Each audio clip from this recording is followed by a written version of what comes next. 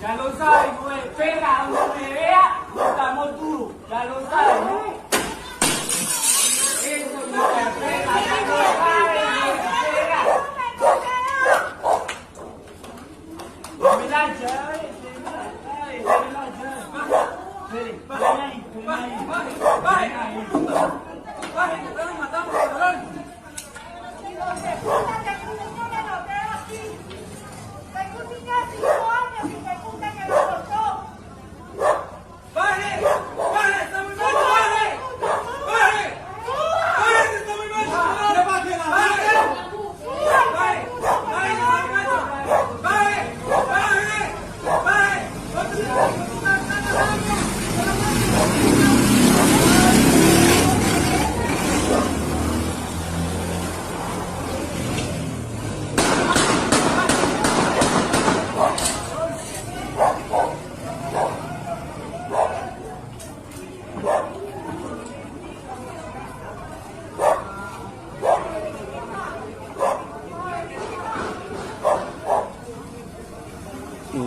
Chino.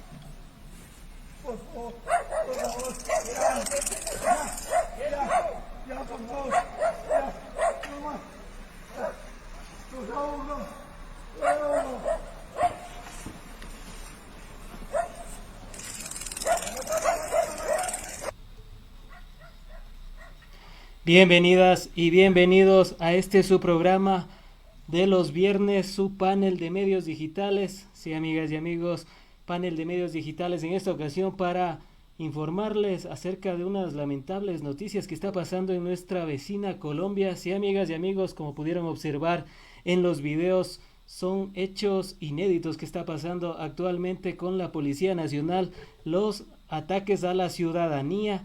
Vemos cómo la brutalidad policial ha estado efectuándose, y esto ya que el pasado martes 8 de septiembre la policía colombiana acabó con la vida de Javier Ordóñez, un hombre de 45 años, tras un violento arresto y lo que ha sido calificado por la alcaldesa Claudia López como uso indiscriminado de armas de fuego por parte de la policía. Este hecho ha desatado una ola de indignación general y violentas protestas que dejan como saldo 10 asesinados y 209 heridos hasta el momento, en medio de una fuerte represión policial y uso de armas letales, como pudieron observarlo en los videos que pasamos antes de dar por inicio a esta charla que vamos a tener a continuación. Las redes sociales estallan en denuncias e indignación por los hechos dolorosos que se viven en medio de la crisis por el coronavirus. Estamos con dos invitados de la hermana Colombia, a quien les doy la cordial bienvenida. Augusto Ocampo, abogado colombiano, especialista en investigación criminal, que hizo parte de la alcaldía de Gustavo Petro en Bogotá y que hoy adelanta procesos relacionados con denuncias sobre el expresidente Álvaro Uribe Vélez. ¿Cómo está, estimado? Bienvenido, muy buenas noches. Bueno, muy buenas noches a todos, un saludo cordial, un abrazo fraterno a la hermana República del Ecuador, agradecerles por la invitación y bueno, acá estamos para transmitirles desde nuestra lectura, desde nuestra óptica, la situación lamentable, en todo caso, que está aconteciendo en nuestra querida patria. Muchísimas gracias por estar en el espacio y contarnos de primera mano lo que están viviendo en nuestra hermana Colombia. También doy la bienvenida a Harold López, miembro de Colombia Humana, asesor político y de comunicación estratégica de la bancada de oposición en Colombia. ¿Cómo está, Harold? Bienvenido, muy buenas noches.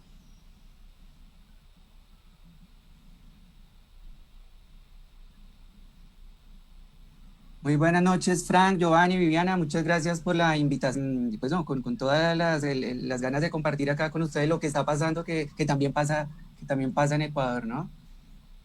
Muchísimas gracias por aceptar la invitación y por estar precisamente en el panel de medios digitales, y a quienes les doy la cordial bienvenida y de paso para que formulen las preguntas a nuestros invitados. Por supuesto, como todos los paneles digitales, se encuentra con nosotros Viviana Paredes, la Assange del Ecuador. ¿Cómo estás, Viviana? Bienvenida. Hola, Fran, querido, buenas noches. Gio, qué gusto saludarte nuevamente. Harold, Augusto, muchas gracias por acompañarnos. Veía esas imágenes y recordaba el doloroso octubre de 2019 que nuestro pueblo tuvo que vivir, una policía represora que acabó con la vida de varios hermanos de nuestro pueblo, de las nacionalidades indígenas. Y me alegra que existan respuestas ya de los pueblos a estas condiciones permanentes de violencia. En todo caso, es importante decir que estas son respuestas naturales de los pueblos, y en este 11 de septiembre, más que nada, una fecha icónica, recordar el asesinato del primer presidente popular de América Latina, Salvador Allende, creo que es muy icónico. Muchas gracias por estar aquí en esta noche, Harold y Augusto. Gracias a ti. Y como no podía faltar, Giovanni López de la Red Radio y del Estado.net también nos acompaña en el panel de medios digitales. ¿Cómo estás, Giovanni? Bienvenido. Muchísimas gracias, Fran. Buenas noches, querida Viviana, Harold, Augusto, qué gusto tenerlos aquí con nosotros, poder contar a la gente de primera mano todo lo que lamentablemente está sucediendo en Colombia. Es triste ver que en todo nuestro continente sudamericano la derecha está haciendo cosas terroríficas al pueblo, ¿no? No solo pasa en Colombia, está pasando en Ecuador, está pasando en Bolivia, está pasando en Argentina. Hay un ataque sistemático al progresismo y pues no nos queda más que resistir y utilizar estos medios digitales, estos medios alternativos, que son, estos medios sí son para el pueblo, para que el pueblo se informe de primera mano. Así que, Augusto, Harold, bienvenidos, y pues arrancaremos para poder tener de primera mano las noticias. Muchísimas gracias, Giovanni, y a las personas que se están enganchando a la señal, por supuesto, de En Retrospectiva, Hoja de Ruta, elestado.net, La People S, entre otros canales digitales que se siguen sumando a estas transmisiones que estamos lanzando en conjunto para llevarles a ustedes la información de primera mano con los actores y en este caso con nuestros invitados de la hermana Colombia para que nos cuenten cómo está la situación actualmente. Vimos cómo están esos videos que están regándose por redes sociales, una actitud hostil por parte de la policía colombiana hacia los ciudadanos, incluso lanzándoles piedras, lanzándoles palos a las viviendas donde ellos están habitando, donde la ciudadanía está en estos momentos como una especie de toque de queda. Cuéntenos cómo es la situación actualmente en Colombia, cuáles son las medidas que se han tomado. Hay un toque de queda, aparte del coronavirus, obviamente los estados de excepción. ¿Cómo está la situación actualmente allá? Iniciamos con Harold. Bueno, muy buenas noches. En este momento la situación en Colombia, digamos que hay que hacer como un contexto general. Colombia está viviendo una reapertura en las medidas tomadas a raíz de la pandemia, la gente está saliendo a las calles, eso digamos que empieza a permitir que las movilizaciones se reactiven, pero social y políticamente lo que se está viviendo en el país es una masacre en contra del pueblo colombiano. Lo que ha ocurrido este año durante el gobierno de Iván Duque, se cuentan 53 masacres en varios departamentos del país, lo cual es, digamos, la ONU alertó sobre esta grave situación, organizaciones de derechos humanos están alertando sobre la gravedad de estos hechos en las que grupos llegan a las comunidades, asesinan a grupos de jóvenes mayoritariamente, a líderes sociales, a ex miembros de los grupos guerrilleros que se desmovilizaron en el proceso de paz, y esto está generando, digamos, todo el marco de un escenario de desestabilización y de asesinatos para impedir la movilización social, para debilitar las organizaciones en el país, y evidentemente es un ataque sistemático que el gobierno no ha querido reconocer. Eso está ocurriendo en Colombia. En Bogotá la situación en este momento no hay un toque de queda decretado desde hace 3 noches, el 9 de septiembre, la policía en Bogotá, miembros de la policía usando ataques con taser, causaron la muerte, asesinaron a Javier Velázquez, un hombre de 44 años, con su esposa, 2 hijos, abogado a punto de graduarse. Lo asesinan en la calle, digamos, y esto despierta, detona el reinicio de las movilizaciones en Bogotá. En la noche del 9 de septiembre esto genera gran indignación. La noche del 10 de septiembre, hace un día, se comienza a generar una movilización espontánea de ciudadanos alrededor de los CAI, que son los centros de atención inmediata de la policía, ¿cierto? Como un rechazo a la acción policial y al abuso policial que derivó en la muerte de Javier Velázquez. Y esto empezó a generarse, digamos, conatos de enfrentamiento con la policía, se comenzaron a generar disturbios. Durante lo corrido de la noche, se contaron 70 personas heridas a bala, y hoy hay 14 muertos por disparos, y hay muchos videos de la Policía Nacional disparando. Entonces es una ruptura institucional que ahorita Augusto me ayudará ahí a profundizar digamos el panorama jurídico que se configura acá, que es una desinstitucionalización, una ruptura de la Constitución. La policía rompe, digamos, su papel civil de mantener la paz y comienza a atacar con armas de fuego a civiles desarmados que están protestando. Esa es la situación en Colombia, en Bogotá, es una situación crítica en lo que va ocurrido 2 noches, 70 heridos a bala, más de casi 700 personas heridas de otras formas y 14 personas muertas. Entonces, hoy se viven movilizaciones, hoy es la 3ª noche de movilizaciones, en este momento hay bloqueos, marchas, bajo la amenaza, digamos, del fuego institucional esta vez. Muchísimas gracias por la introducción, y precisamente, estimado Augusto Ocampo, quisiera entrar en esto, en lo que está pasando actualmente. Sin duda alguna, como se puede evidenciar a través de las redes sociales, la violación a los derechos humanos de las y los ciudadanos colombianos se está vulnerando actualmente, y quisiera también enfocarme en lo que la alcaldesa Claudia López ha denominado como uso indiscriminado de armas de fuego por parte de la policía colombiana. ¿Cuál es el sentir, obviamente, desde el ámbito legal, desde Colombia? ¿Qué acciones están imponiendo actualmente y cuáles han sido las respuestas que ha dado el régimen frente a lo que está haciendo los aparatos represivos del Estado? Bueno, de nuevo, muchas gracias por la invitación. Sí, ya lo señalaba Harold al comienzo de la charla. Mientras biológicamente, en relación con la pandemia, la curva va en descenso en Colombia, pues hay otra curva en ascenso y es la violación de los derechos humanos. Esto, para que hagamos también un contexto, pues no es, digamos, un fenómeno aislado y un fenómeno esporádico. Aquí a veces estamos viviendo es el estallido social, el gran estallido social de un gran acumulado también.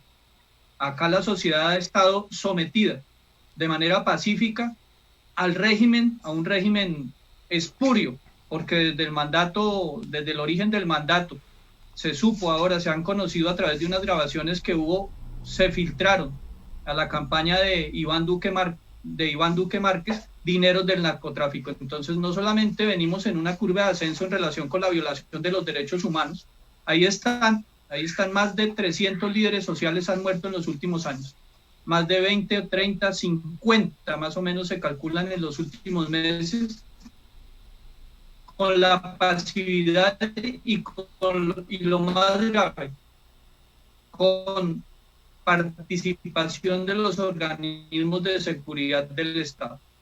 Se ha llamado desde todas las instancias y todos los escenarios al ejecutacres para que cese el desangre de nuestra patria, pero ha habido, insistiremos, se ha conestado desde el mismo gobierno.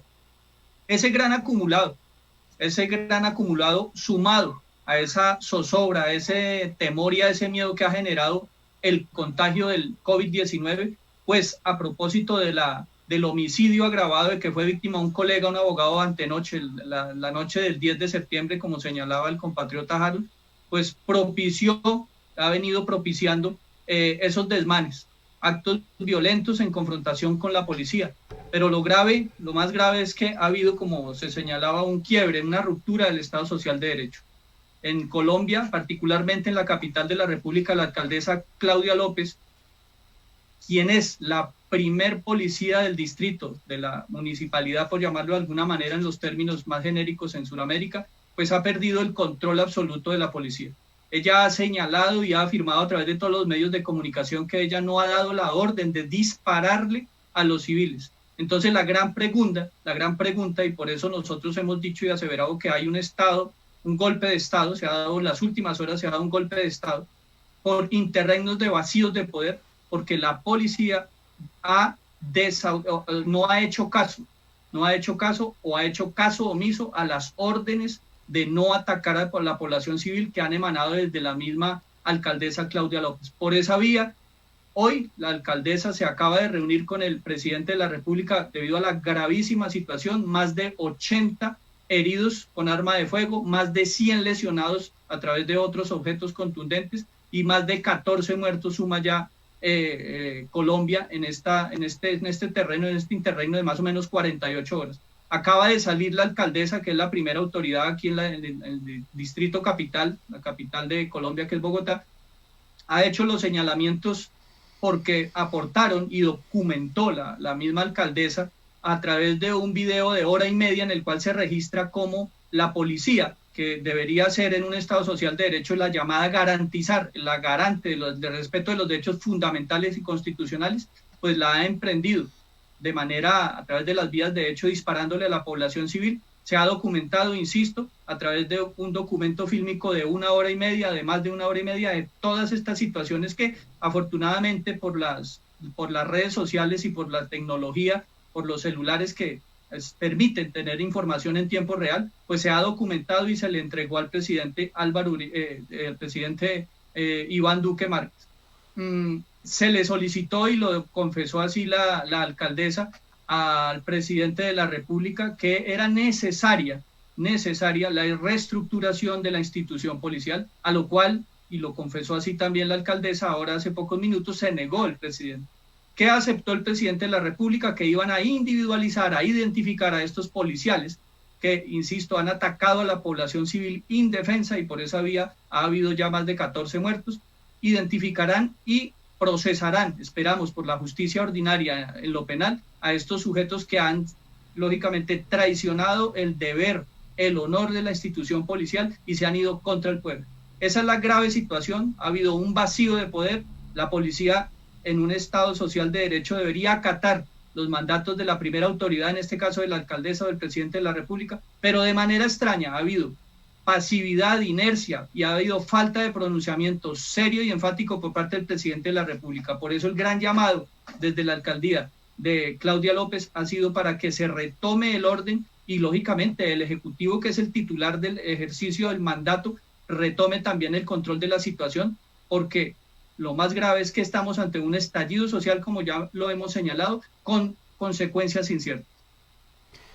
En efecto, estamos viviendo en la región algunos hechos inéditos. En Argentina también está pasando algo totalmente inédito en la historia con la Policía Nacional, que efectivamente debería ser la garante de los derechos fundamentales. Y ahora en Colombia, con lo que hemos visto a lo largo de estos días, es una situación muy compleja la que estamos viviendo. Y también nos recuerda al 11 de septiembre, en el cual el primer presidente de izquierda marxista de Latinoamérica, Salvador Allende, fuera derrocado por precisamente los aparatos represivos del Estado. Vamos con la pregunta de Viviana Paredes, la Assange del Ecuador. Adelante, Viviana.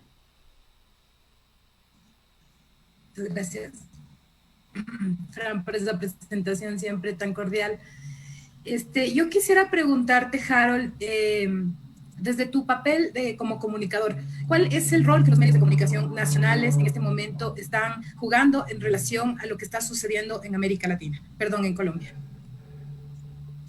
Digamos que aquí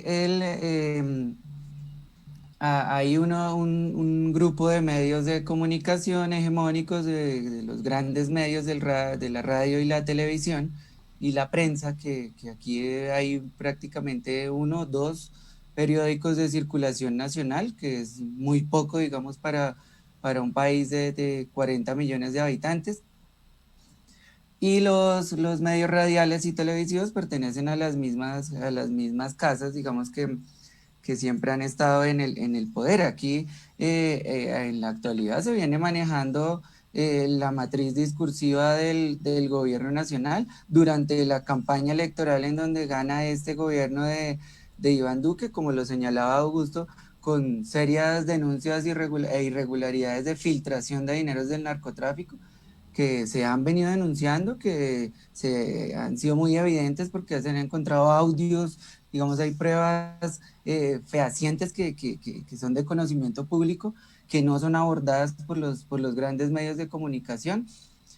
Hoy la matriz discursiva con las protestas no se centra en que hay más de 70 personas heridas a bala, en que hay 14 personas asesinadas con tiros, sino se centra en que hay disturbios, que hay vandalismo y que hay paredes pintadas y calles incineradas, lo cual es cierto, pero ante una situación en la que se configura un crimen de lesa humanidad, ¿cierto?, que es el ataque indiscriminado con armas de fuego a civiles desarmados.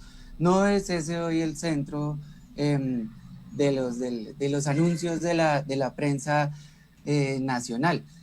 Lo que sí ocurre, es que los medios alternativos, como lo hacen ustedes en el hermano país de Ecuador, los medios alternativos, la prensa que emerge, digamos, con esta herramienta de las redes sociales y de la comunicación digital, es la que ha permitido difundir videos como los que vimos al inicio de la transmisión, y la que ha permitido, digamos, que la gente se articule su indignación en las redes sociales y salga a las calles, que es la única forma hoy de tener esta masacre colectiva que vive el país, que vive Colombia.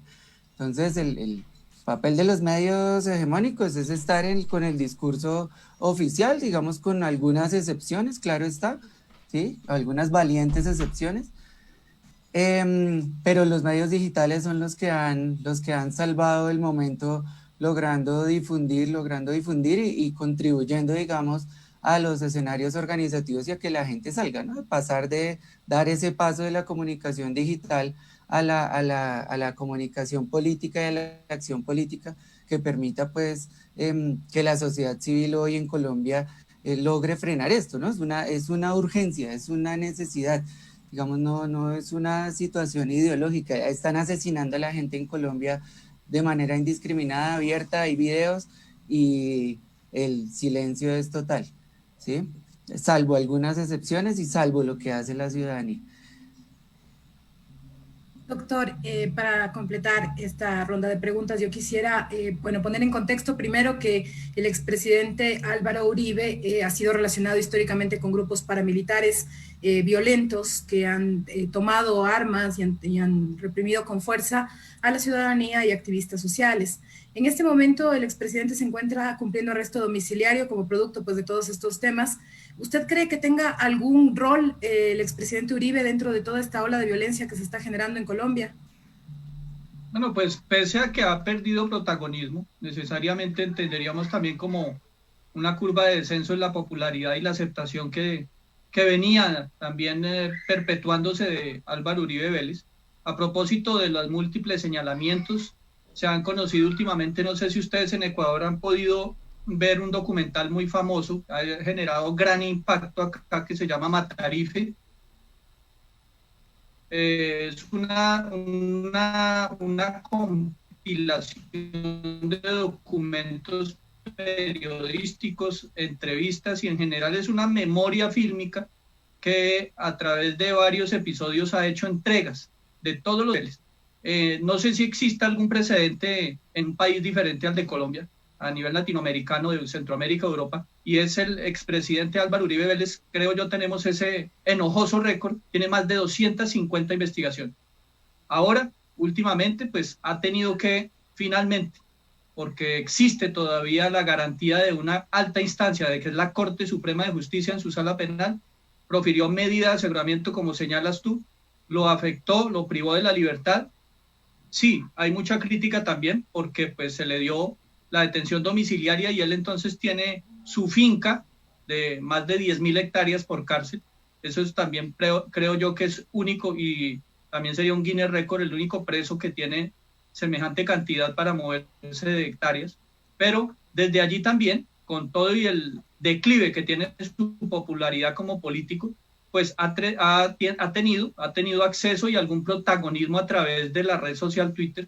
Incluso la noche anterior, hasta donde nos pudimos informar, pues él estaba llamando a que se decretara un estado de sitio, a que se retomara por la fuerza el control de la ciudad, apoyando pues de alguna manera los desmanes desde la institucionalidad policial, los desmanes que ha habido a través de estos uniformados. Y sin lugar a dudas, si bien es cierto, ha venido en declive la popularidad, pues él mantiene de alguna manera un séquito que todavía lo ven como un gran líder. Afortunadamente, también hay sobre todo las nuevas generaciones, la juventud, pues que está, primero que todo, a través de estos medios alternativos de comunicación como el de ustedes, le permite a la sociedad informarse en tiempo real, porque como señalaba el compatriota Harold, pues hay aquí una hegemonía en relación con la matriz de información que manejan estos grandes poderes que ancestralmente han mantenido el control. Afortunadamente, pues hay esta posibilidad de transmitir en tiempo real. Por eso la alarma y por eso el gran estallido social que ha propiciado pues los últimos acontecimientos que ya traspasan las fronteras, y tanto es así que pues ustedes nos tienen aquí brindándoles de primera mano esta información. Pero sin lugar a dudas, el declive es evidente de Álvaro Uribe Vélez. Confiamos también que por el bien de la administración de justicia, por el bien de la verdad y para que no exista impunidad, se vaya hasta las últimas consecuencias. Para que ustedes conozcan también de alguna manera la dinámica ya jurídicamente hablando, pues aquí él estaba en ejercicio de su función como senador de la República, al ser llamado indagatoria y posteriormente al resolverse la situación jurídica, al ser afectado y en ese orden de ideas privado de la libertad, la defensa, los abogados que fungen como sus defensores técnicos, propiciaron desde la estrategia jurídica la renuncia al cargo. Por esa vía, entonces, pierde competencia la Corte, se cambia de juez natural y en este momento el proceso penal pasó a manos de la Fiscalía General de la Nación. Entonces cambió el procedimiento, cambió el juez natural, pretendieron ellos, seguramente, pues respetables, son colegas también, pues sacar de la máxima instancia de juzgamiento penal, que es la Corte Suprema, sacar ese expediente para llevarlo a unos jueces que, con toda la dignidad y todo el respeto que merecen, pues sí son de inferior categoría. Entonces, por esa vía hay una gran alarma y hay una gran amenaza de que este caso ojalá no, confiamos quienes todavía creemos en la administración de justicia, que se siga el debido proceso, que se respete los derechos fundamentales, sobre todo de las víctimas, y que para la misma sociedad pues sea transparente, se ejerza justicia y al final, si ha de existir prueba para condenarlo, como todo indica, bastaría mirar la medida de aseguramiento, la prueba incriminatoria es suficientemente sólida para constituir una sentencia, pensaría yo, esa es mi lectura particular, esperamos exista justicia. Por ahora, pues seguirá, está preso, está detenido, lo que no le limita el acceso a las redes sociales y desde allí tiene, lógicamente, todavía algún protagonismo, siempre de mano, en este caso, pues ni más faltaba su pupilo y a quien él prácticamente le entregó la presidencia porque fue el que él dijo, Iván Duque Márquez, pues el apoyo es total y solidario, ¿no?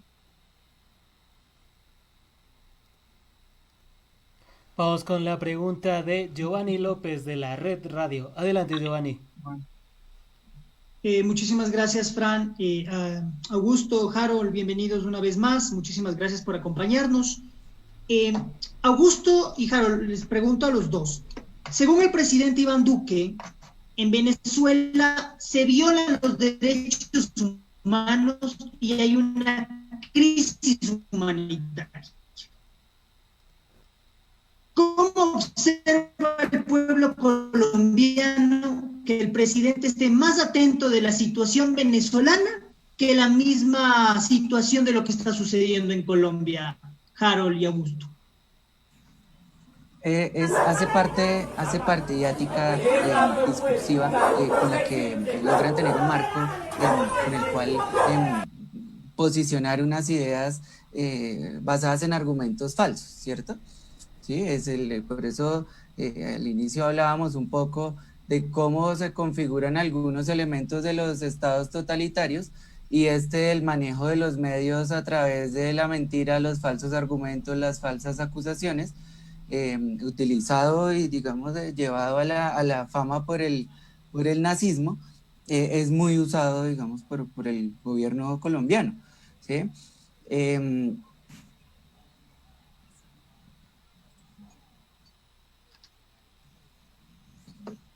¿Me escuchan ahí?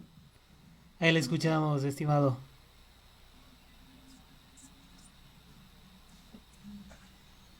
Esa matriz discursiva, de esa matriz discursiva hizo parte el concepto del castrochavismo, que fue un concepto acuñado por la derecha colombiana, compartida por otros líderes de derecha de la región, y que como material discursivo les ha sido muy efectivo para posicionar y ubicar todo lo malo dentro del castrochavismo, denigrar y atacar, ubicar como enemigo externo al hermano país de Venezuela, lo cual le ha resultado durante un tiempo, digamos, le ha dado muchos réditos al actual gobierno colombiano, pues porque logra que se fijen los medios, que se fije la mirada de los ciudadanos en el país vecino y no en Colombia, que tiene las violaciones más graves de derechos humanos, el mayor número de periodistas asesinados, el mayor número de niños que mueren por desnutrición, el mayor número de masacres de la región, uno de los países con mayor desplazamiento interno y externo del mundo causado por el conflicto armado. Entonces, uno de los mayores índices de desigualdad de la región. Logran discursivamente enmarcar este concepto del castrochavismo y de ubicar a Venezuela como un enemigo, y ha sido una estrategia mediática efectiva durante un tiempo que hoy comienza también a deshacerse ante la gravedad de la situación que vive hoy Colombia, ¿no? Una situación de aumento del desempleo, de llegada de las masacres a las ciudades capitales, cuando ya en lo rural es común. Entonces ya digamos que hay un cansancio de la sociedad colombiana que se ha venido expresando en las movilizaciones que tuvo toda Latinoamérica y que Ecuador estuvo liderando, en las movilizaciones de antes de la pandemia, que ya venía, digamos, creciendo fuertemente, y que ese tipo de discursos mediáticos de Venezuela, del castrochavismo, de ubicar a Maduro como el enemigo para desviar la atención, vienen perdiendo fuerza pero siguen siendo utilizados dentro de la matriz discursiva. Ese es el tema, digamos, con Venezuela, ¿no?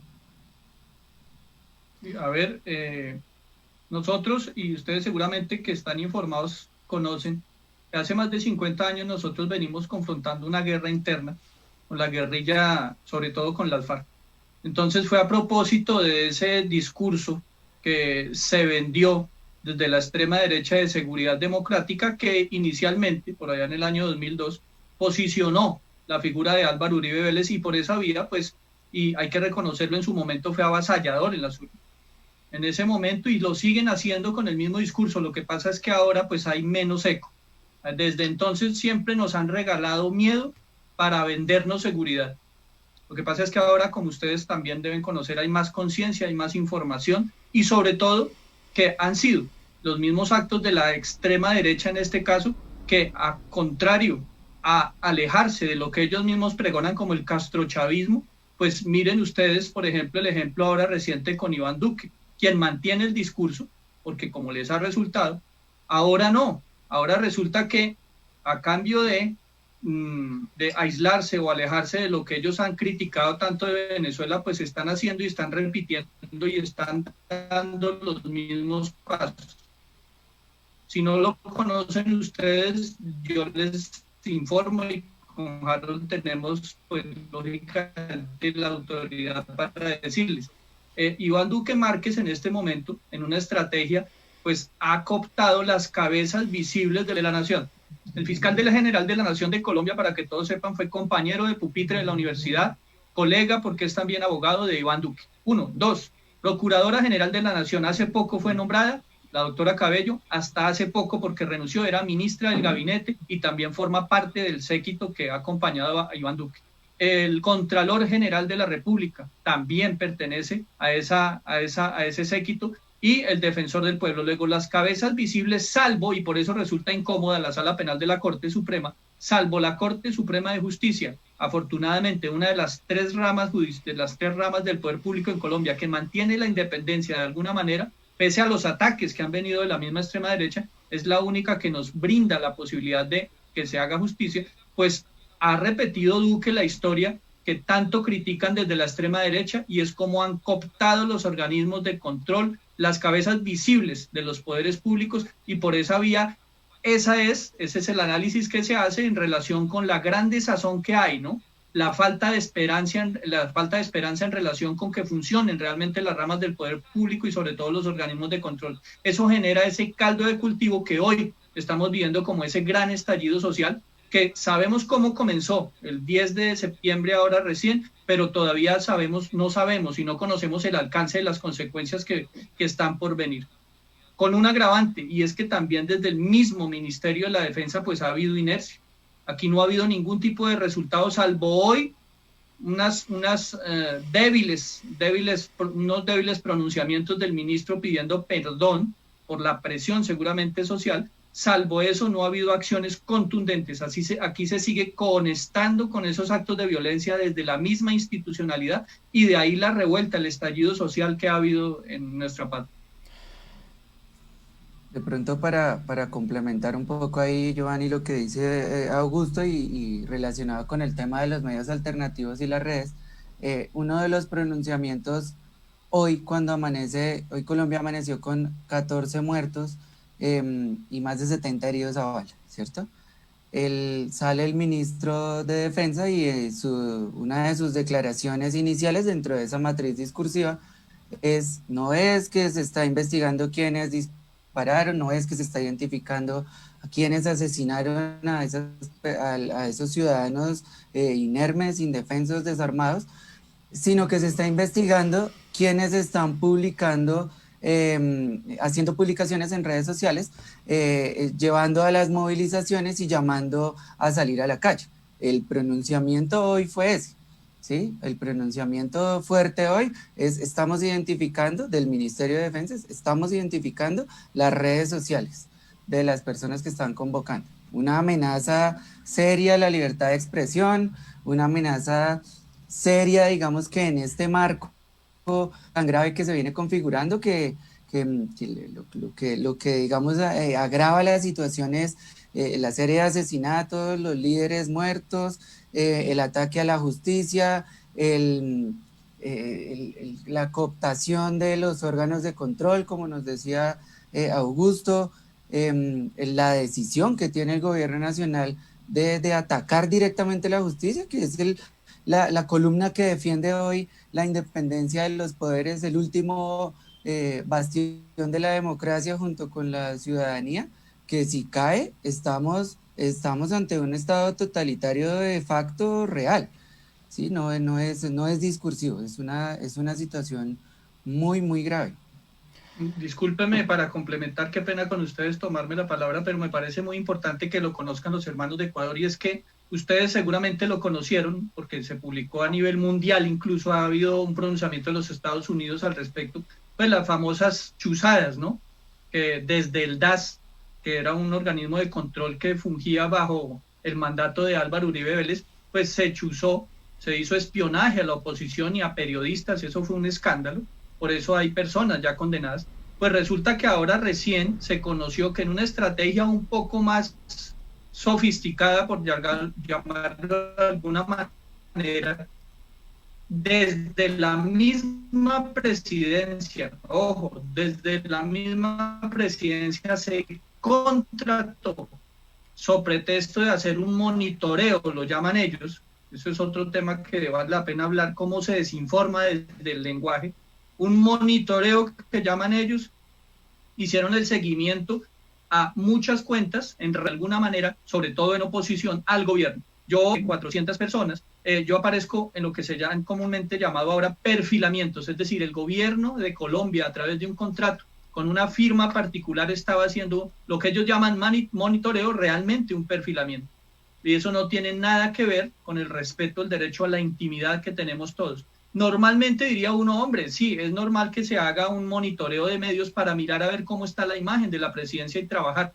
Lo grave de este caso, señores, fue que se descubrió que primero no solo la millonada que se invirtió en un contrato, en un particular para hacer ese supuesto monitoreo, sino que se trató de identificar y tenemos la prueba, yo denuncié eso ante la Fiscalía General de la Nación, con todo y que sean pocas las posibilidades de que haya administración de justicia, por lo que ya les señalé, pero es deber de nosotros, es deber ciudadano y sobre todo en ejercicio y fungiendo como abogado, pues nos toca acudir confiados, algo romántico sí de la administración de justicia, tenemos que acudir a esos medios. Se denunció y lo que descubrimos, porque fue público, de público conocimiento, es que no solamente se hizo ese perfilamiento de esas cuentas en la red social Twitter, sino que se pretendió ubicar a quienes estaban como personas naturales detrás de esas cuentas de Twitter. Me explico. Si, por ejemplo, aparecía @labruja85, no se conformaron con hacer el monitoreo y el seguimiento de esa cuenta. Yo aparezco más o menos desde el año pasado, todo el seguimiento del último semestre,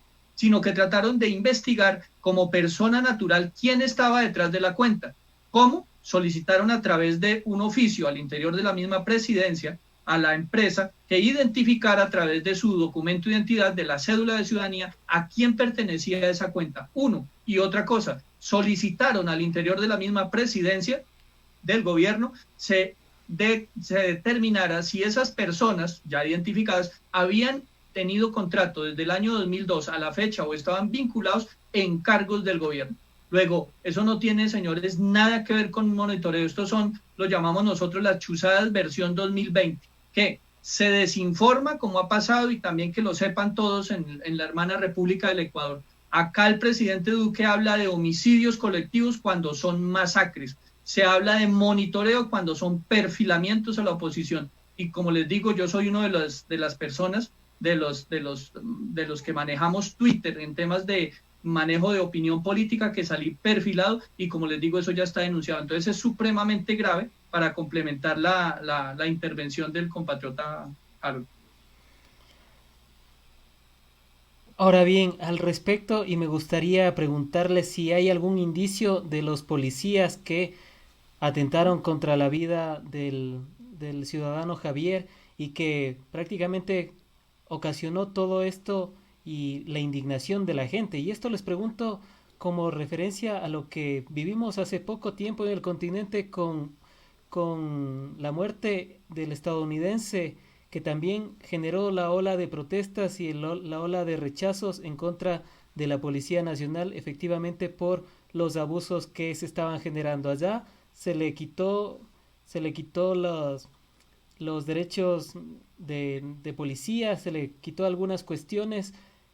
¿Cómo está la situación allá en Colombia? ¿Se tiene indicios de quiénes fueron los que atentaron contra la vida del ciudadano?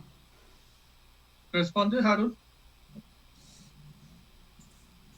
Sí, incluso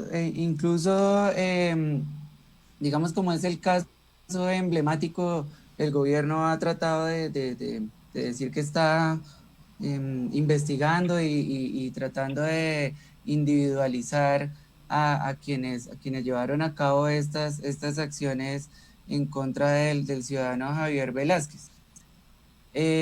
Lo primero, hoy sale el dictamen de medicina legal, en donde se encuentra que Javier Velázquez, digamos, aparte de los choques eléctricos que sufrió con el taser, tiene 9 fracturas en su cráneo, ¿cierto? Que al parecer, pues digamos, todo indica que le fueron generadas dentro del CAI, es decir, dentro de esa estación de policía.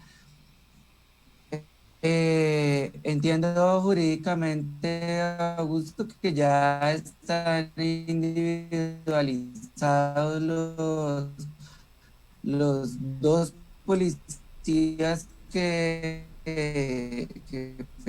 efectuaron la acción directa en contra de la vida de Javier Velázquez, y que además investigativo, o los otros 5 policías que estaban ahí y que no protegieron la vida de este ciudadano, que actuaron pasivamente ahí. Pero yo creo que Augusto tiene un poco más de detalles sobre lo jurídico. Sí, a ver, es que inicialmente, cuando se conoce a través de los medios de comunicación de la muerte de este ciudadano, de un abogado de 46 años, se conoce y se filtra precisamente, y afortunadamente, porque hay alguien que graba, y a ese alguien que graba es un amigo del señor que resulta ultimado por la policía. Y en el registro, en la imagen fílmica, lo que se ve inicialmente pues es a 2 orgánicos de la policía, a 2 uniformados, sometiendo en el piso, ya sometido el sujeto, a quien le propician y le descargan el taser, las descargas y los choques eléctricos, hasta que agotaron totalmente toda la batería, por llamarlo de alguna manera, de este aparato. La persona se suponía que había perdido la vida, que había fallecido a causa de esos choques eléctricos, pero en las últimas horas se conoció a través de labores de inteligencia e investigación criminal que más o menos la secuencia fue la siguiente, siempre partiendo de que primero pues no hubo agresión del ciudadano. Aquí todo obedece a que la policía, los uniformados, premeditaron todo el iter criminis, como se llama en el derecho penal, y tenían rencillas del pasado con el sujeto. Vieron la posibilidad, la oportunidad, que el señor sale a comprar algún licor en las horas de la noche, lo someten para tratar de establecer algún tipo de vindicta con él, lo someten a través de los choques eléctricos, lo llevan todavía aún vivo al CAI, el Centro de Atención Inmediata, donde está la policía, y allí le propinan una serie de golpes. Hoy sale el experticio provisional de la necropsia, de medicina legal, en el cual señalan que primero, pues que presenta, lógico, las señas y los rastros de los choques de las descargas eléctricas del taser, y además presenta a nivel de cráneo más de 8 o por lo menos 8 fracturas. Se conoce además que, como señalaba Harold, no solamente estuvieron involucrados en este criminal acto los 2 policiales iniciales, sino que allá en el CAI, cuando lo someten ya y le propinan los golpes contundentes, que fueron los que en últimas se estableció le causaron la muerte, es decir, él no solamente fue torturado a través de los choques eléctricos, sino que después pierde la vida a causa de los golpes con objeto contundente. No solamente están involucrados los 2 policiales iniciales, sino 5 más. Entendemos, por lo último que conocimos, que ya están solicitando por parte de la Fiscalía General de la Nación la captura de estos 2 policiales, quienes fueron ya separados del cargo de la institución, y 5 uniformados más, con un agravante, y es que también, por fortuna, la novia del señor que resulta muerto estuvo pendiente en las afueras del CAI, y ella observó, dicen testigos, cómo los policías, seguramente al ver ya que el señor había fallecido, trataron de evadir la acción de la autoridad y de alguna manera deshacerse del cuerpo. pero no pudieron. Por fortuna para la administración de justicia, para la verdad, para que no quede en la impunidad, tuvieron que necesariamente entregaron el cuerpo del señor, lo llevaron tal vez ya agonizante, dice la nota, y el señor pues lógicamente a los pocos minutos después de que la policía le entrega el cuerpo a los familiares, el señor fallece. Entonces en este momento, jurídicamente hablando, identidad como nombres y identificación no se conoce, se sabe que hay 2 policías involucrados, 5 más que fueron separados de la institución, y para las próximas horas se espera que se libren las órdenes de captura y comparezcan ya en un estrado judicial. Y para que vean ustedes lo grave de la situación, los invito a que revisen los videos que se están conociendo pues masivamente, como la policía, que debería ser la garante de la seguridad de la vida, honra y bienes de los colombianos, están pues tan en contra del Estado Social de Derecho que invierten sus chalecos, es decir, esas prendas oficiales en donde se identifican a través de un número consecutivo, tal vez de la placa que los identifica como orgánicos de la institución policial, están ellos ocultando esa identificación. Luego sí se ve que hay, a todas luces, pues hay una intención de generar un caos, que hay daños también en la población civil, y por esa vía ellos están dificultando, para no ser judicializados seguramente, pues su verdadera identidad como servidores públicos, al ocultar, dándole vueltas chalecos oficiales para que no le reconozcan pues el número de identificación al interior de la policía. Muchísimas gracias incluso en este momento, las manifestaciones que se presentan en este momento en la autopista norte, que es una de las principales autopistas. Hola. Adelante, tuvimos una pequeña falla con la conexión. Adelante. No hay problema. Precisamente en este momento, en las manifestaciones que se presentan hoy en Bogotá, en la autopista norte, que es una de las principales avenidas de Bogotá, varias organizaciones de derechos humanos alertan sobre la presencia en el lugar ante las manifestaciones de 170 agentes de policía con chaquetas de civil, es decir, precisamente que no, en donde no es visible el número de identificación que digamos aquí en Colombia y en el mundo se usa para saber qué agente comete una actuación irregular y poderlo identificar con facilidad, pero aquí digamos que si hay 170 agentes, como dice esta nota presuntamente, con chaquetas invertidas, con chaquetas de civil, pues probablemente se vayan a presentar nuevamente abusos, ¿cierto? No va a ser raro verlos. Hay una cuestión, y antes de darle paso a nuestros colegas, es la similitud con la que fue asesinado George Floyd en Estados Unidos. Y en una nota del País, que es una de las que más me llamó la atención, dice: por favor, no más, me ahogo. Y esto similar al I Can't Breathe de George Floyd en Estados Unidos. Por eso iba mi pregunta en torno a las investigaciones. ¿Fue el ahogamiento lo que presuntamente pudo haberlo matado, o de camino al hospital y fruto del abuso policial es lo que fue causa de la muerte y asesinato de Javier Ordóñez? Fue, como lo señalé yo, un politraumatismo a nivel de cráneo, es decir, golpes contundentes a nivel de cráneo, en la cabeza. 8 fracturas presenta la bóveda craneana, en este caso del colega Javier. Luego, esa fue la causa de la manera de muerte, que fue violenta, y pues por esa vía el politraumatismo. Inicialmente señalé, como se pensó mayoritariamente, que habían sido las descargas eléctricas. No, una vez sometido y las descargas eléctricas pues aplicadas en su cuerpo, él queda totalmente indefenso, inerme, a merced de los policiales, quienes lo trasladan al CAI, y en las próximas horas, si ustedes estarán pendientes, en el momento en que lleven a formular imputación, seguramente vamos a conocer las imágenes. Por quienes las han visto señalan que son escenas realmente de un salvajismo por parte de estos servidores públicos, de las cuales no hay precedente. Terminar la vida de un ser humano a golpes, propinándole con objetos contundentes en la cabeza estas heridas letales. Lo que pasa es que él sale agonizando ya, y a los pocos minutos pues fallece sin ningún tipo de posibilidad de auxilio a través de los servicios médicos. Sin lugar a dudas, pues tipifica dice la Fiscalía, homicidio agravado sin lugar a dudas, ¿ya? Se está revisando hasta qué punto estos eléctricos pueden tipificar o constituir tortura. En mi sentir, como abogado en ejercicio en el área penal, considero que sí adecúan como tortura. Y adicionalmente están revisando también si se puede estructurar un concierto para delinquir en relación con la repartición de roles del dominio del hecho entre los 4, 5, 6 y hasta 7 policiales que para, incluso después de que le propinan esta salvaje golpiza, pues tratan de deshacerse del cuerpo. Entonces, por esa vía, esperemos dentro de las próximas horas se formule imputación penal y conozcamos todos realmente a través de lo que hay como elementos materiales probatorios, cuál fue la secuencia y sobre todo cuál fue el modus operandi y cómo finalmente pues acaecen estos hechos que a todas luces pues nos tiene, ya han visto ustedes, sumido en el caos, no solamente la capital de la República, sino a todo el país. Vamos con la última ronda de preguntas e iniciamos con Viviana Paredes, la Assange del Ecuador. Adelante, Viviana.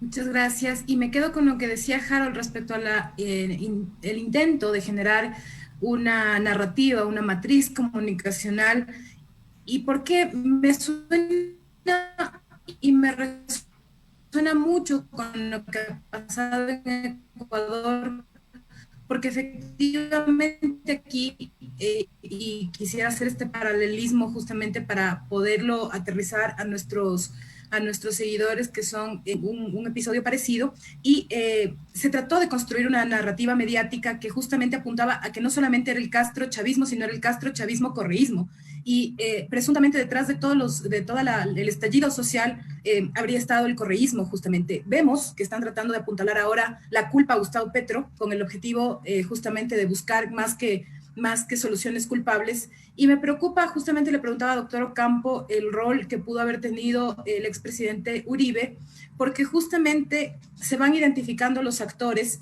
pero después a través de la construcción de escenarios irreales terminan siendo otros los culpables de la violencia. En Ecuador, la prefecta de Pichincha, del estado más grande, donde está la capital del Ecuador, el ex asambleísta, el ex legislador Virgilio Hernández y el dirigente político Cristian Hernández, identificados con el correísmo, fueron apresados por tuitear. Después de octubre del 2019 fueron allanados a la madrugada, estuvieron presos cerca de 90 días, hoy cargan un grillete. No ha habido pruebas contundentes, pero enfrentan un proceso por rebelión.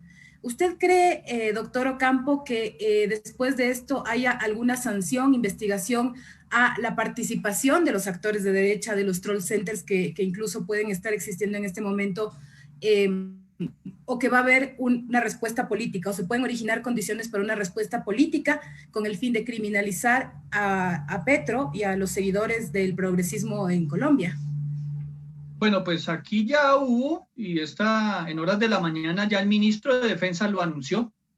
El ministro de la Defensa sale, como señaló Harold, más preocupado por el cemento, por los daños en los CAIs, en las estructuras, sale más preocupado por eso, que tiene lógicamente algún asidero ese reproche que se hace desde el ministerio, pues porque esto no puede pasar tampoco, pero más que eso debería ocupar la atención pues el tratar de establecer la autoría y el origen de los disparos, por esta vía identificar a los policiales y someterlos a la administración de justicia. Y entonces sale, además de manera débil, casi que forzado por las circunstancias, a pedir perdón a nombre de la institución, pero no se queda corto y no para en eso, sino que además señala que ya se está, así como acabas de señalar tú precisamente, se está investigando el origen de ciertos mensajes que han sido o fueron transmitidos a través de la red social Twitter. Dice él que estaban incitando a la violencia, que estaban desconociendo la autoridad policial, que estaban instigando al odio y que por esa vía, de alguna manera, él no lo señala así, son términos penales que utilizo yo, pues pueden estar adecuando como delitos como la instigación a delinquir, ¿cierto? Por lo mismo que señalas tú, que es muy posible que se judicialicen. Y por esa vía, pues amanecimos también escuchando en los medios masivos de comunicación, que son lógicamente afines a la institucionalidad, no son ninguno de la oposición, estaban señalando y criticando la actitud del hoy senador Gustavo Petro, quien, si ustedes revisan de manera juiciosa y aplicada, los mensajes de la red personal de él, pues lo único que hace es informar, lógicamente, y eso no es punible. Informar es lo que hace, es informar y criticar, sin lugar a dudas, la actuación de los policiales que están, lógicamente, desconociendo el Estado Social de Derecho. Luego, sí hay un estigma y hay una persecución, no solamente al ejercicio del libre derecho a la libertad de prensa, al derecho de información, a la libertad de expresión y de opinar a través de las redes, sino que mire que se está ambientando, y también no necesita ser uno sabio para suponer que en las próximas horas, porque es que ya lo anunció, van a judicializar, dice que no menos de 15 cuentas, de 15 han identificado, dice el ministro, 15 de las redes sociales, 15 cuentas para, pues lógicamente, judicializar y indicarle responsabilidad seguramente en los delitos de instigación para delinquir. Entonces, total acertado el panorama que das tú, la panorámica y la proyección que das es totalmente acertada, y volvemos a lo mismo. Acá hay una matriz de desinformación por un lado, y de estigmatización a la oposición, y no es un tema a nivel local, es un tema de que nos ocupa aquí, pues en los vecinos, en los países vecinos, parecía ser una constante y una matriz ya montada para eso, para atacar a la oposición, deslegitimar y desinformar.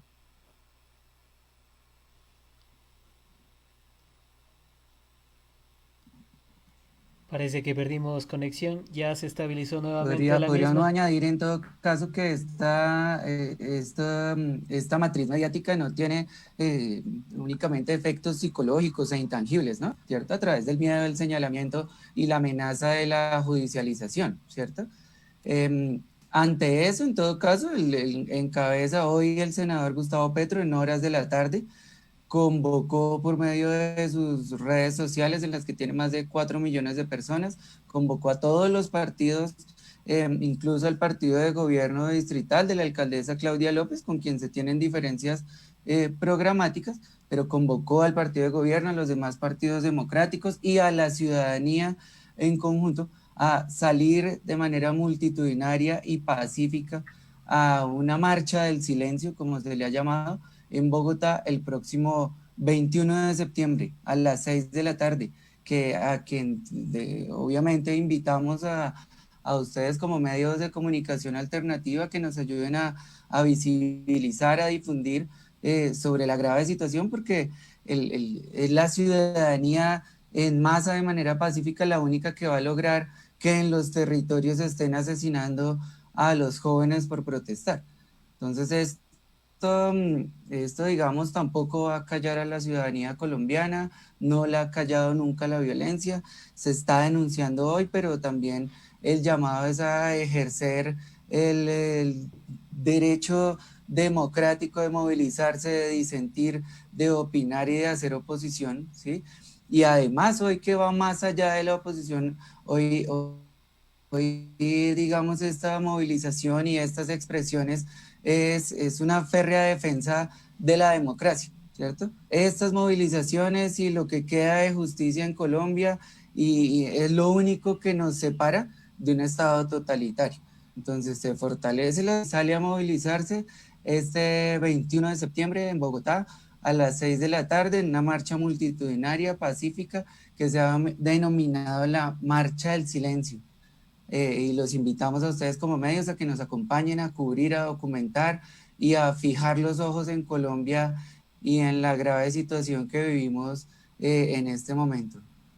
Y hay una cosa para que conozcan también los hermanos de la República de Ecuador, y es que existe una constante de inconformidad y que nos ha llevado a convocar de manera conjunta esta serie de movimientos y de marchas pacíficas que yo, y aprovecho pues la oportunidad para transmitirles a ustedes en mi calidad de vocero del Movimiento por la Vida Movida, que también el próximo domingo, ahora el 13, estamos convocando, y ya con bastante repercusión y acogida, a una gran marcha y a una movilización también pacífica, lógicamente.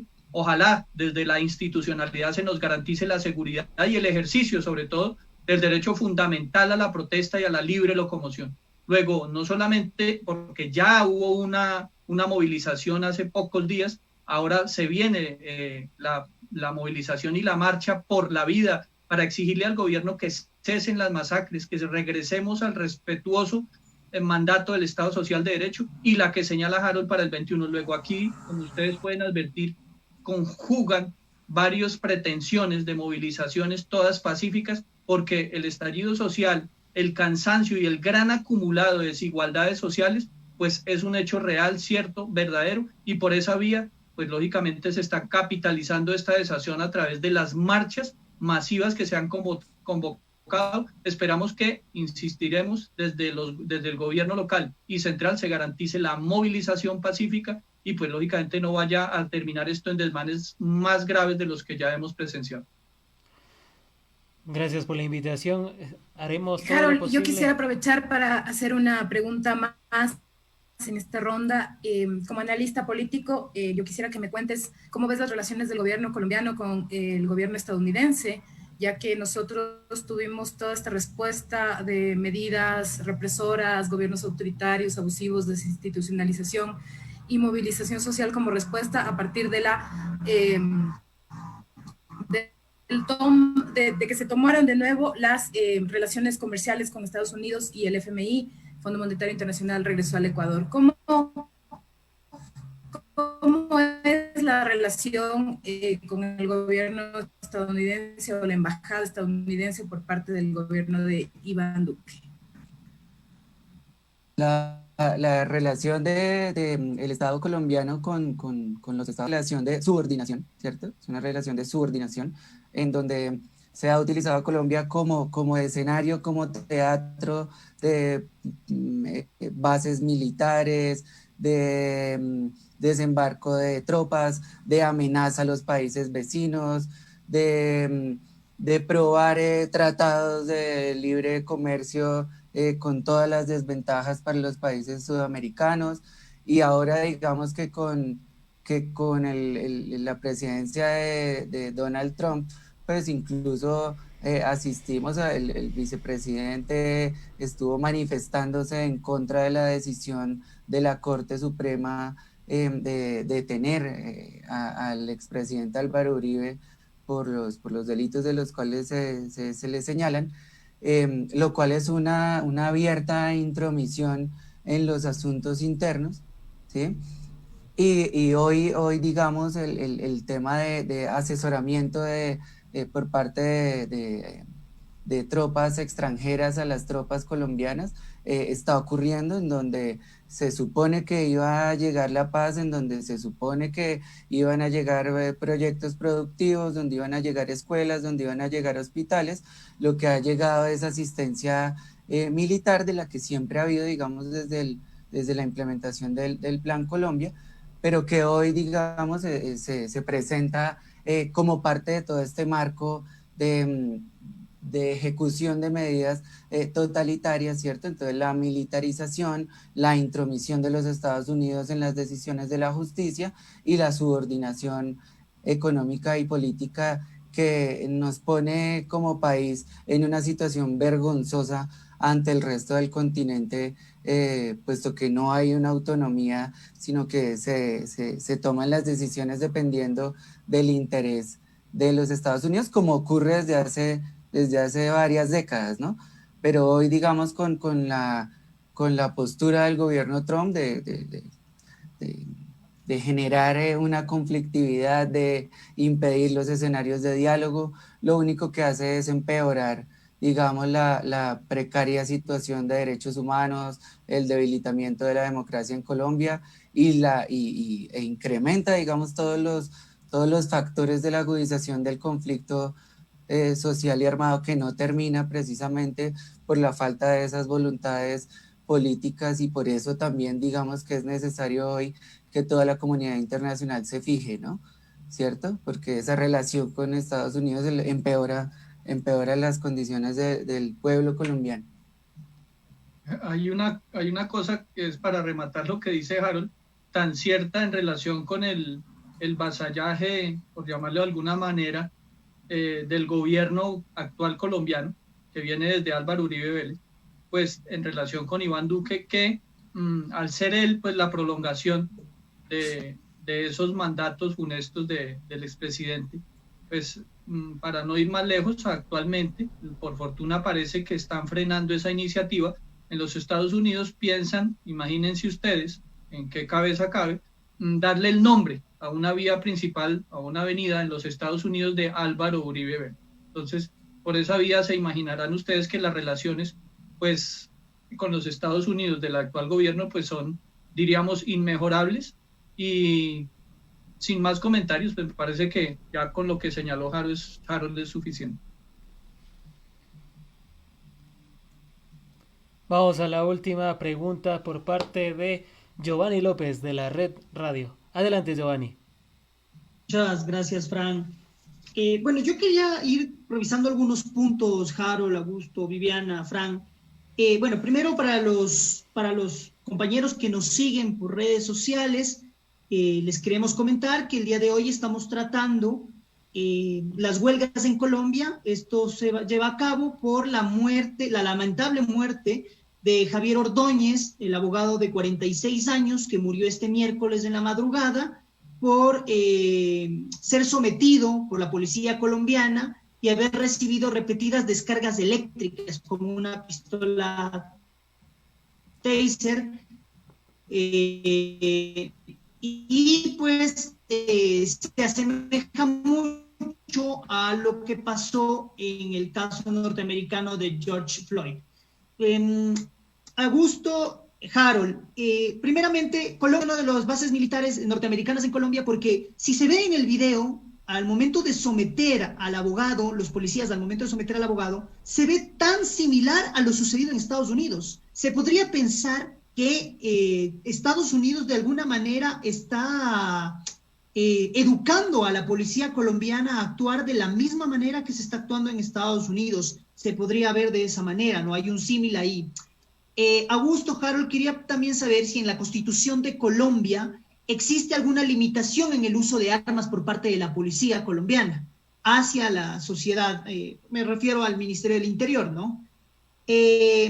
También decirles que hay que tener mucho cuidado porque no vaya a ser que Gustavo Petro sea acusado de influjo psíquico, como es acusado el presidente Rafael Correa en Ecuador.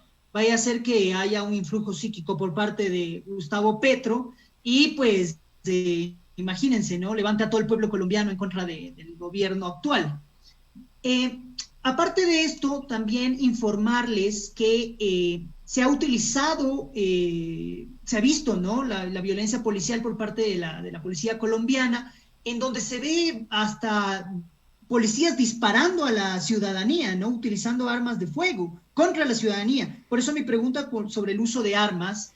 También el ministro de Defensa, Carlos Holmes Trujillo, dice que investigará a los posibles autores del crimen, ¿no? Por acción u omisión. Pero la pregunta es lo mismo que sucede en Ecuador.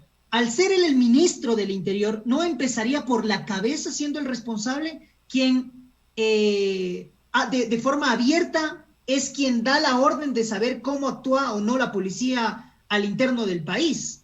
Entonces, son temas un poco que vienen a la mente, ¿no? Y las preguntas concretas, Augusto y Harold, es: los asesinatos en manos de policías en Bogotá han dado la vuelta al mundo sin duda alguna, pero Michelle Bachelet aún no se ha pronunciado. ¿Cuál es el llamado de las organizaciones de derechos humanos de su país a los organismos internacionales en este momento? Y de igual manera, los medios internacionales han visibilizado la matanza que está sucediendo en Bogotá, pero en los pueblos más alejados, las fronteras y los territorios controlados por los paramilitares, esto es una situación común. ¿El gobierno ha asumido alguna responsabilidad en alguna de estas masacres? Gracias, Harold y Augusto. ¿Responde, Harold, o hablo yo primero? Como quieras. Dale, Augusto. Bueno, primero precisar una cosa, ¿no? Pues no a manera de regaño, porque pues lógico, nos compete a nosotros hacer la precisión tranquilos allá. El ministro de la Defensa depende, o sea, es ministro de la Defensa y de él depende la policía, ¿no? O sea, no, el Ministerio del Interior no tiene nada que ver acá. Precisamente, y es una de las iniciativas y las solicitudes que está haciendo el el primer opositor, por llamarlo de alguna manera, la cabeza de la oposición en Colombia, el senador Gustavo Petro, ha señalado que dentro de esa necesaria y obligada reestructuración que se debe venir ahora a propósito de estos lamentables hechos, pues una de esas es, primero, que se reestructure la institución policial de tal manera que pase a estar bajo el mando de o subordinada al Ministerio del Interior, que no dependa del Ministerio de Justicia. ¿Por qué? Porque es que la Constitución Política en Colombia, a partir del artículo 218, señala que la policía es un grupo, es un movimiento, o es una institución armada de naturaleza civil.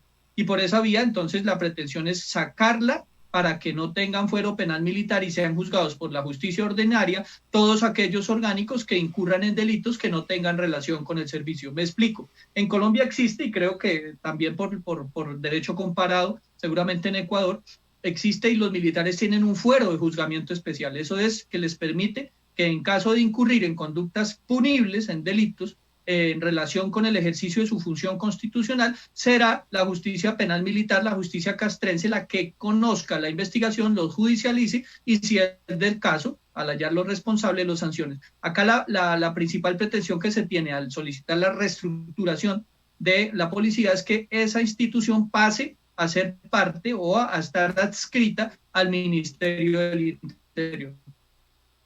Y claro, como señalas tú además atinadamente, el primer responsable o los primeros responsables aquí pues son las cabezas visibles, y en este caso el ministro de la Defensa. Por eso, desde el movimiento del cual insistiré, yo soy vocero, hemos Carlos Holmes Trujillo. Acá tiene que haber consecuencias y tiene que haber, lógicamente, acciones contundentes. ¿Por qué? Porque por omisión también ser responsable, y no solamente políticamente, sino penalmente. Luego, por esa vía, también hacer esa precisión. Y ahora, en relación con las armas, en Colombia están autorizadas la utilización del habitáculo del arma no letal, sí, del taser. Pero señalaba también el ministro que ellos, los policiales, han tenido la instrucción necesaria para saber utilizarla, y que por esa vía pues es legítima su utilización. Olvida el ministro, y ahí el reproche, que pues en este caso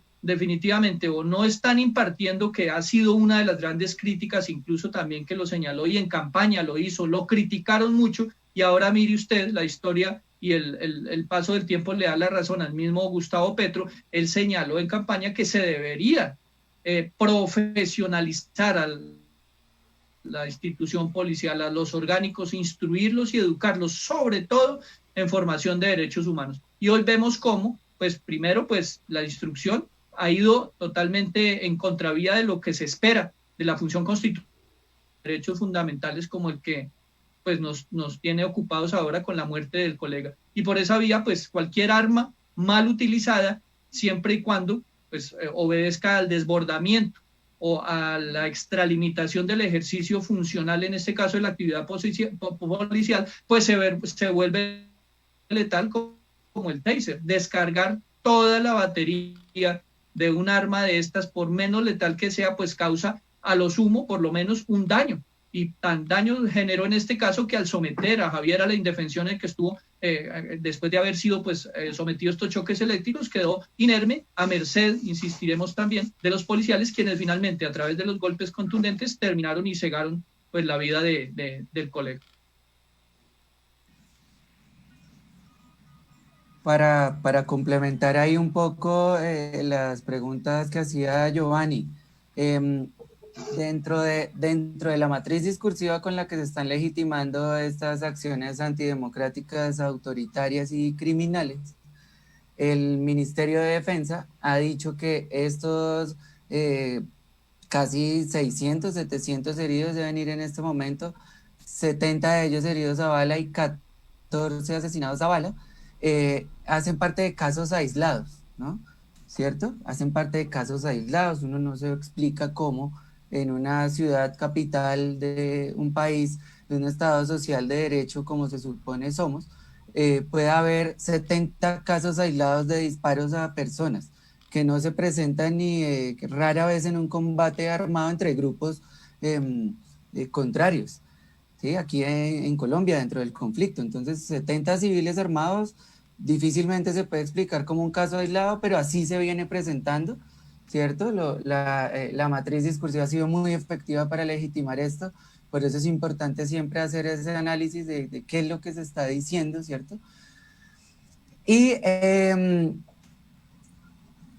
no es nuevo, ¿no? Lo que se ha venido presentando es los asesinatos de líderes, que son noticia en todos los países hermanos, los asesinatos de líderes sociales. Aquí fueron catalogados cuando se estaban denunciando como una práctica sistemática de grave violación de los derechos humanos. El gobierno lo presentó como que eran líos de faldas, como que eran venganzas por líos amorosos entre personas y que muchos eran líderes sociales. Entonces, para no presentarlo como casos sistemáticos de violación de los derechos humanos y de asesinatos selectivos, lo presentaron así, de una manera que raya ya en el cinismo tal que logra que la gente de la ciudadanía salga a las calles en un descreimiento total de las autoridades y de la forma en la que se refieren a sus ciudadanos con estos artilugios engañosos que rayan en lo ridículo y que aquí hay otro, otro, digamos, apunte para terminar, es para reforzar lo que decía un poco Augusto, hoy se está solicitando la renuncia del ministro de Defensa y la renuncia de la cúpula de la policía en Bogotá que no responde, que apunta de matrices discursivas y de atina de humo frente a un crimen de lesa humanidad que está ejecutándose en este momento en Bogotá, Colombia. Y ese es nuestro mayor llamado también a que ustedes como medios y a que toda la gente que nos ve y nos escucha en este momento nos ayude a difundir esto que ya se está conociendo en muchas partes del mundo, pero mientras no haya una intervención real de los organismos de derechos humanos, de los organismos multilaterales, digamos, que tengan la intención de frenar esta barbarie, difícilmente va a parar, ¿no? Solo está la ciudadanía indefensa contra un Estado autoritario. Muchísimas gracias a nuestros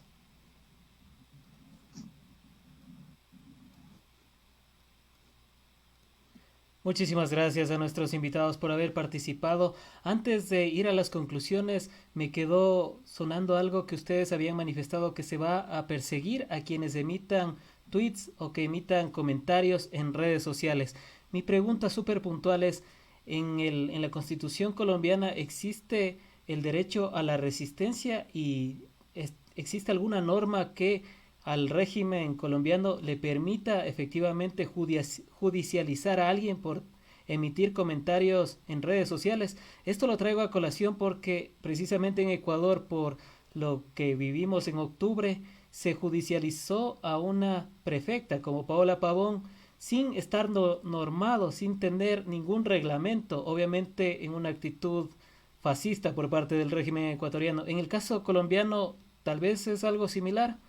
Con el abogado me gustaría que nos dé una respuesta al respecto. A ver, aquí puntual y expresamente, digamos, no se ha legislado en relación con el manejo de las redes, el impacto y los alcances que tienen.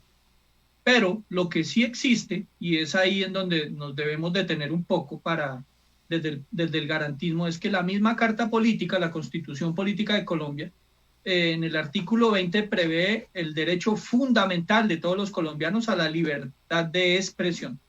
Y por esa vía, ya lo han señalado acá varias instancias judiciales, las redes sociales, en este caso, por ejemplo, como YouTube, como Facebook y como Twitter, son apenas herramientas, instrumentos para transmitir el pensamiento.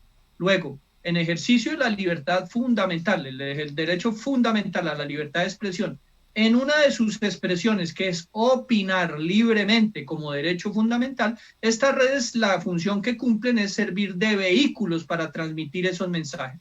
Como no hay legislación, insisto, no se ha legislado al respecto, no se ha normado, no se ha elevado a derecho positivo, pues el gran riesgo que existe con el anuncio que hizo el ministro es que se traslade del Código Penal la tipicidad de ciertos comportamientos, como la instigación a delinquir, ¿cierto?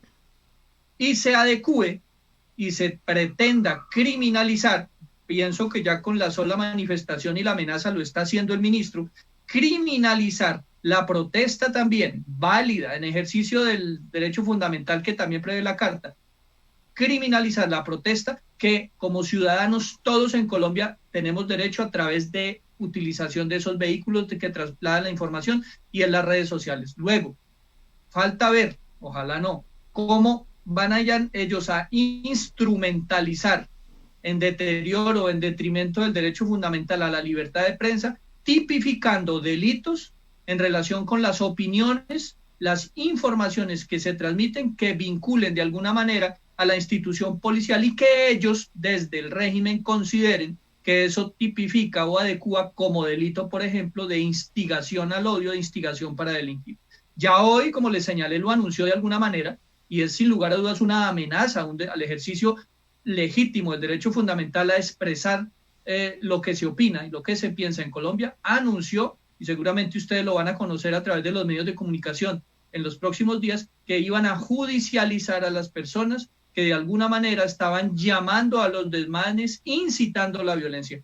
Veremos entonces cuál es la respuesta desde el aparato judicial para adecuar y llevar esto a un escenario judicial. Sin lugar a dudas es un gran riesgo, es una amenaza más que se están dando. El tener ahora, yo recibí en la oficina, les cuento el ministro, me pasaban los mensajes y me decían, consultaban, doctor, en este caso, ¿será que estoy cometiendo algún delito?